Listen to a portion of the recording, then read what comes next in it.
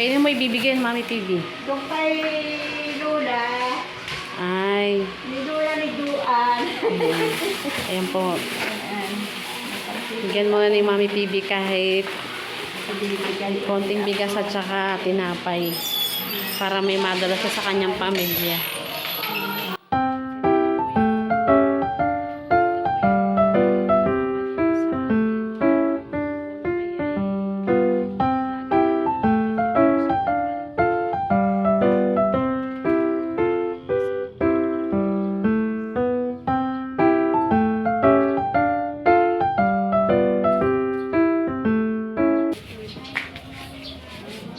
Kainita naman kayo, nanay. Kainita na kayo. Kainita naman po kayo. Ito po, maibigay pa ako pagtintulong sa kay Lola. Ano po pangalan nyo, nanay? Mebing po.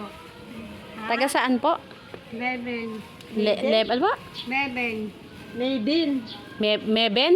Mebing. Taga? Mebing. Siguro. Me? Basta sabihin mo na lang ganong Mebing. Ayan si nanay po. Yan po yung nabibigyan po ng tulong ni Mami PB pag po siya pumaparito. Taga saan nga po kayo, nay? May nilapas. Oh, siya po yung taga De La Paz po. Ang layo po ng De La Paz din dito sa Pasita po, mga kababayan. Nilalakad nyo lang po. Pasensya nyo na po yung naaming nakayanan. Ano, yung makatulong po yun ang malaki sa iyong pamilya po. Maraming salamat. Ingat po kayo. Ingat po kayo. Mainit po. Dapat nyo laging kayo sa mainit na ngayon. Baka kayo ay mahilo. Oo, dapat may tubig. Yan nga. Dapat may laging may tubig. Bigyan mo ng tubig. Teka lang, nay. Nay, sandali. Ibigyan ka namin tubig. Bigyan mo. Wait lang. Kukuha lang po na po ako ng ito. Bibigay na lang natin ito kay nanay. Ayan po. Tingnan natin itong tubig. Para po sa kanyang paglalakad ay meron po siyang maiinom na tubig. Dahil nga po sobrang init. Ito po tubig. Ito tubig oh. Kapag lagi na yung may tubig na kami tuwalya sa nabasa. Para kayo may na po. Oo, wala. Sige na. Sige po, ingat kayo. Kainita naman si nanay ko po. Sa indo na ang trabaho niya. Kaya Saka ang tabi. wala siyang Para adikan. kaya wala rin naman niya siguro siyang choice kundi maghanap buhay, maghanap nga ng pagkain siguro nila. Taga De La Paz po siya, mga kababayan. Yan po ay dito yung napupunta po sa amin pag po siya ay mamamalimos. At binibigyan po namin siya ng kahit papaano konting tulong para makatulong sa Lagay amin. nga pala yung damit doon. Mamaya nga pa natin pagka yung maibigay doon. May mga damit doon. Ay, oo nga. Sa susunod nga, mga kababayan, bibigyan po ni Mami PB ng mga damit, no? Yung mga alay mo, baka may maayos-ayos siya na magustuhan po. Ano? Ayun po, mga kababayan. Wala na, ang tawag dito. Kahit sa mga simpleng bagay po, pwede po naman tayong makatulong sa kapwa natin, di ba? Hindi na, gaya nga po ni Pugong Biyahero. Di ba, pag saka yan, yung mga Pugong Biyahero tips at Tito Herns TV, pag may nakikita silang gano'n na namamalimos, syempre po nakakahabag naman po ng loob, di ba? Kung hindi po natin sila tutulungan. Hindi ka makatiis na hindi sila may bibigyan. Ganyan din na ako kasi nagdami kami sa ganyan, talagang mahirap. Di ba nakakahabag din naman nung makikita mo, lalo pa nga matanda na si nanay. Tapos kainitan pa ng araw, namamalimos siya. Wala naman siguro din ang pagpipilian, kundi gano'n nga, maghanap ng daw po na ang trabaho niya na maganoon. Kasi ang anak daw niya ay nasa Maynila, siya lang nag-iisa-isa. Kaya Alam mo, doon, nakikita pa natin sa parking area, doon sa, sa may pasitang. Layo nang nilalakad, init ng araw. Init ng araw, Ayun nga po, mga kababayan. Daw dito, pagka may nakita naman po tayo na gano'n na nangangailangan, ay huwag po tayong magdalawang isip na magbigay po ng kahit papaanong konting tulong Pagtintulong. na makakatulong sa kanila. Para bang makon sa loob mo na ikaw ay madag sa loob na ikaw ay nagbibigay. Parang Kaya masaya po. ka na Oo. na ikaw ay nakakatulong sa kapwa. Masarap po kaya Oo. sa pakiramdam mga kababayan. Kaya minsan, pag lumalabas kami ni Mami PB, yan, may matanda kami nakikita na mga Nagbibigay din malimos. Oo, nagbibigay. Ay, minsan po, i-ano po namin sa inyo minsan. Tag-iipon po kami dito sa bahay ng mga plastic bottle, di ba po, no, Mami Oo, PB? yun po. Iniipon po namin at yun po ay binibigay po namin kay tatay doon po sa yung PWD po. Minsan po Mga kahon na hindi na... ipapakita po namin sa inyo yung mga upload namin about kay tatay para po mas marami pa po makatulong kay tatay kasi po PWD siya tapos po ang asawa niya di ba ay bedridden na po yung nakahiga na lang. So tanging siya na lang po ang bumubuhay sa kanilang mag-asawa. PWD na siya tapos siya pa naghahanap buhay, di ka po nakakaawa. Kaya yun nga po, nag-iipon kami ng plastic bottle kahit tsaka ng mga karton. Hello mga kababayan! Happy Sunday po sa inyo pong lahat. Ngayong araw po ay ano ba ang ating tanghalian, Mami PB? Nilagang farming baboy. Yun, naglalaga po ngayon si Mami PB ng nilagang baboy. Tingnan yan natin. Naglalaga po ako. Yan po ang aming ulam ngayong tanghalian. Dahil po ay Sunday. Sunday karne po ngayon. Pero si Mami PB po ay mahilig yan sa gulay.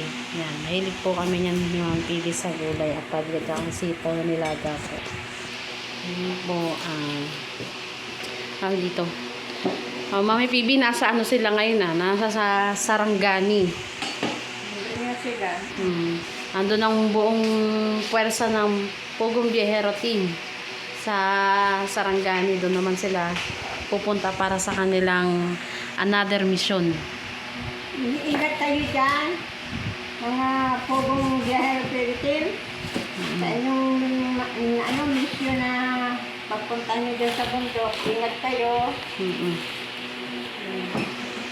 Mga ilong ninyo, maintenance ninyo, may dala ba kayo? No. Makalimutan na ninyo ang iba, huwag lang ang maintenance ang tubig. Number 1 ang tubig. Kung may biscuit kayo, maglagi din kayo. Kasi sa mga pag-aakit-akit ng bundok, Sa bundok. kasi malalayo na yung mga pinupuntahan nila. Dapat lagi kayo Ako nga, ay pagka lalabas, lagi ako may gamot sa bag ko. Lalo na ngayon, ang klima ngayon, summer na. Sobrang init na. Kaya nga, Kaya kailangan hydrated yung ating mga katawan. at man bibintog na ng mga katawan ninyo. Ano ba pinakakain sa inyo ni Pugong Biyahero? Siguro masasarap ng pagkain na binibigay sa inyo. Kaya nga Kaya ang bibintog ng mga katawan ninyo. Kala kaya na kayo ng tiyan. Si Master Ring-Ring, no? Lalo na si Master. Let's go. Naging Buddha na sa laki ng katawan. Kumusta rin naman yung anak mo? Si Norjay, si PBONJ. Nagbuburo ka na sila mga kababayan. Kaya nga. Kaya kahit siyempre, kahit pagod sila sa kanilang mga misyon, sa kanilang biyahe, pag-akit ng bundok. Yun nga, siyempre, sobrang kailangan nila ng kumain ng sapat para may lakas sila, di ba? Ako po'y nagpapasalamat sa mga nag-i-sponsor, dyan sa mga kababayan natin dyan sa Mindanao, na sa Davao na mahihirap, lalo na po yung mga batang walang-wala talaga. Wala silang makain o yung Wala silang pantustos sa pag-aaral. pantustos sa kanilang pag-aaral. At maraming po salamat. Natutuwa po naman ako at maraming natulong ng mga sponsor, pati po kay Pugong Biyahero. At pati po naman ang mga PB team, natulong din po sila, nagbibigay. Yan po dapat na, ako po'y tuwan-tuwa. At least po sa mansulok ng daigdig. Yun nga. Ay yan na marami siyang natutulungan. Kaya sabi ko sa kanya, tuloy-tuloy. Ang pag-mission niya at yan ay pinagkaloob sa kanya ng Panginoon Diyos. Ako po naman ay natutuwa at marami siyang natutulungan. Kaya nga lang po, nakakaiyak. Yung mga ibinablog ni Pugong Biyahero, talagang nakakaiyak, lalo yung mga bata. Oh, yung sitwasyon nila, di ba? Mga, Salat na salat talaga sila sa... oo. Mm. Sa bagay, kami, nagdaan din sa ganyang mahirap. Mm. Kaya nga po nakakaawa, kakahabag. Ayan. Kumbaga nakaka-relate si Mami kasi pinagdaanan din nila yung buhay na halos talagang walang-wala talaga. Yung, di ba, noon, di ba, halos nag-iig-ig kayo ng palay para lang may makain yung mga anak niyo. Mga anak, yung mga ipang, kinuha ko sa bodega ng kastisan. Minsan, Yung aking iniigid po yung kinuha kami, makuha po kayo doong bigas, palay, pinlid, saka po yung darak na pangkain sa baboy. Yun po ay, yung iniigid ko po, yung kukunin ko yung bigas para laang, saka yung pinlid. Nagbibili ko po yun. Yung bigas naman, binabayo ko uli yan sa lusong. Alam po ninyo yung lusong. O kaya pati yung palay, gabili ko po uli yan. Talagang naranasan ko po talaga ang hirap ng buhay noon. Maski pa po noong kami maliliit pa. Talaga kami mahirap. Yan. Nangunga nga ako pati ng ampalaya. Kailan yung ampalayang ganito. Kasi maroon yung tawagan sa amin. ayan po, apal yan si Maron Kasama po ako yan. ng nanay ko. Nangunguha kami. Pati bayabas pagbibili namin yan sa kabilang baryo pa. Sunong-sunong namin. Ang dinadaanan din namin yung yung tulay na hangin bridge. Dahil may ilog din ang aming dinadaanan. Nakakatakot. Kumbaga, kung babalikan nyo po yung panahon na ang buhay nyo nung talagang walang-wala din. Talagang kung Kaya po talagang nakakahabag din yung mga ibinablog ng Pugong Biyahero team, yung mga pamilya nila na halos walang makain. Minsan, sa isang beses lang sila nakakain sa isang araw po, mga kababayan. Kaya po, yan, malaking pagpapasalamat po namin sa lahat po ng mga nag-i-sponsor, mga nagpapaabot ng kanilang tulong para ibigay dun sa mga pamilyang tinutulungan ng Pugong Biyahero team. Di ka po, Mami PB. Nakikita at napapanood naman po natin yan. Kaya, kumbaga parang ginawang instrumento din po ng Panginoon Diyos. Si Pugong Biyahero at ang kanyang mga Pugong Biyahero team para maabot natin ng tulong, maabutan natin ng tulong yung mga kababayan nating walang-wala sa buhay, walang pampaaral, walang makain. Kumbaga kahit konting pong tulong, maabutan natin. Yun po ay napakamalaking bagay na po sa kanila. Kaya po, doon po sa, halimbawa po, may time po na may nakikita tayong nangangailangan. Diga po, Mami PB, pagka sa labas, yan po, pagka lumalabas kami niyan, nakita kami pulubing, may senior citizens, lola, ganyan, mga bata. Naabatan din namin yun. Kasi, syempre, parang inilalagay natin yung sarili. Kung halimbawa, what if ilagay natin yung sarili natin na sila yung tayo yung nandoon sa sitwasyon nila, di ba po, nakakahabag naman kung walang tutulong. Kaya nga po ay, yun nga ang sabi ni Father, walang nabubuhay para sa sarili lamang. Kaya, magbigay din po tayo kahit papaano ng tulong sa kapwa natin, sa mga kapwa natin nangangailangan. Siyempre po, yun nga, kahit paano po ipagdasal natin yung mga kababayan nating mga higit na nangangailangan po ng kanilang tulong.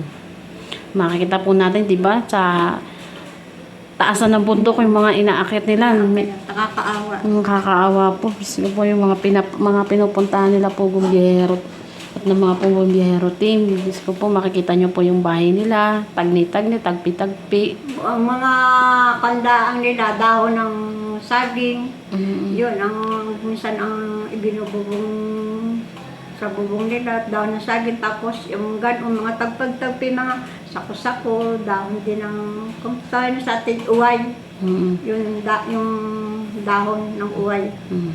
Kasi nakikita namin, yung binablog ni PJ, talaga nakakaawa. Nakakaawa talaga. Talagang maiiyak ka po. Hindi Hindi ka lang sa maiyak, talagang mahabag ka sa sitwasyon na nararanasan po nila.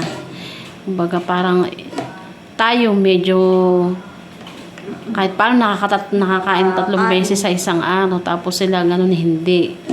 Talagang salat sila sa anumang bagay na meron dito sa Maynila para doon sa bundok. Kaya po, huwag po tayong mangingimi na hindi magbigay ng tulong. Yan po ay napakasarap po sa puso na magbigay po ng tulong sa mga kapwa nating kababayan na higit na nangangailangan po. Kaya po, ating pasalamatan mga PB, pasalamatan po kaya natin. Maraming salamat po sa inyo, mga sponsor, at mga Pogong Biyahero at mga pigitin. Lagi ko kayong pinagdadasal. Sa pagro-rosary po, lagi ko kayong kasama. Sa pagmimisyong pati ninyo, pag-akat-akat nyo sa mundo. Kaya ingat lagi kayo mga anak ko. At diski kung di ko kayo kano-ano mga baby team, parang anak ko na rin sila ng tunay. Ganon din ang si Pogong Biyahero, ganon din sa inyo ang pagtingin nyo kay Pogong Biyahero ay kapatid at saka kay Unjin. Kaya ako po ay natutuwa at hindi nyo po sila pinababayaan. Lagi nyo kasama ang si Pogong Biyahero. Lagi kayong nakasubaybay. Maraming salamat sa inyo mga TV team. Hindi ko kayo kaano-ano. Ako nagpapasalamat po ako sa inyo. Lalo na sa iyo, madam. Yun, alagang-alaga mo si Pogong Biyahero. Diski nandito sa Maynila, pag nagkakasakit, ikaw ang nag-aalaga talaga. Maraming sa iyo. Salamat po, madam. Ay, speaking of Yula, kahapon kasi may nag-pick up ng solar. Yan. Sabi niyong ni Mami, pangalan nito? Mami Baby Isidro ba yun?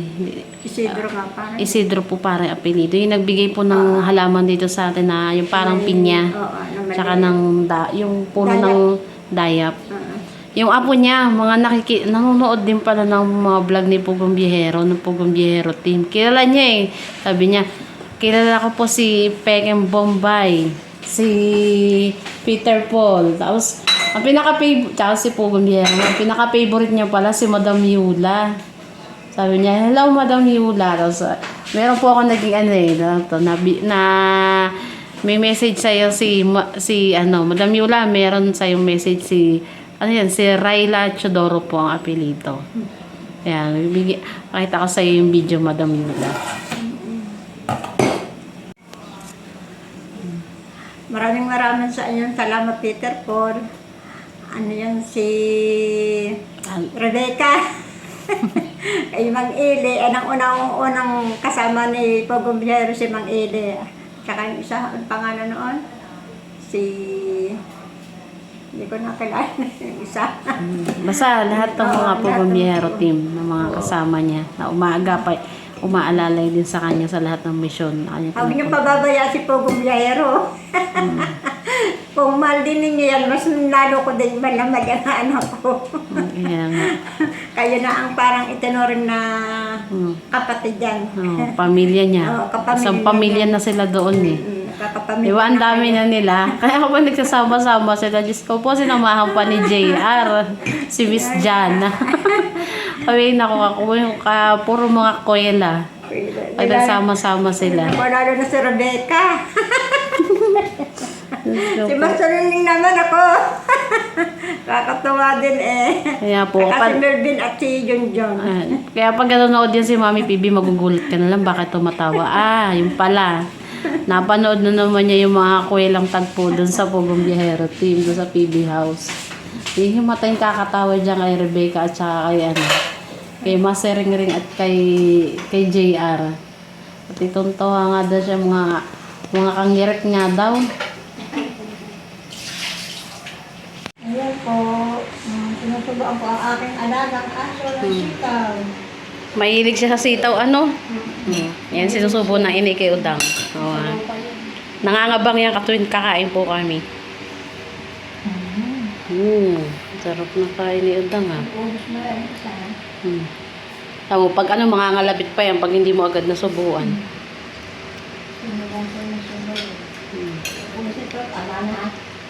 Hmm.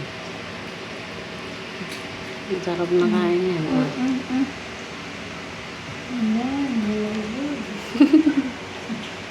Mahilig siya sa sitaw, ano, sa mga gulay.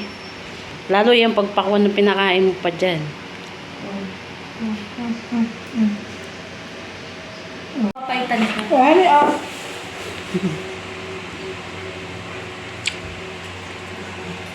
Kakainin kaya niya ang palaya?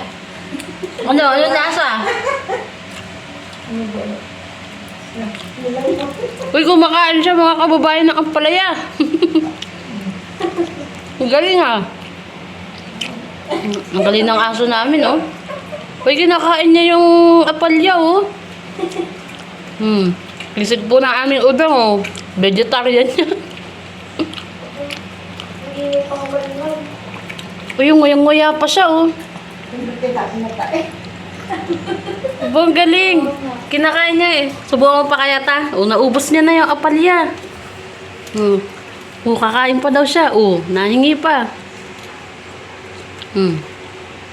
Nagustuhan niya ang apalya ta.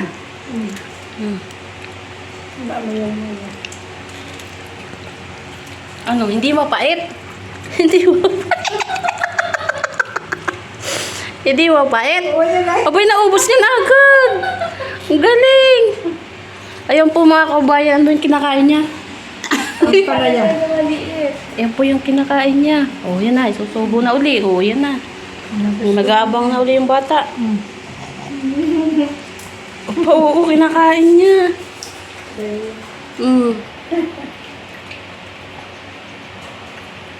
Kinakain niya. Wala kayo sa aso namin.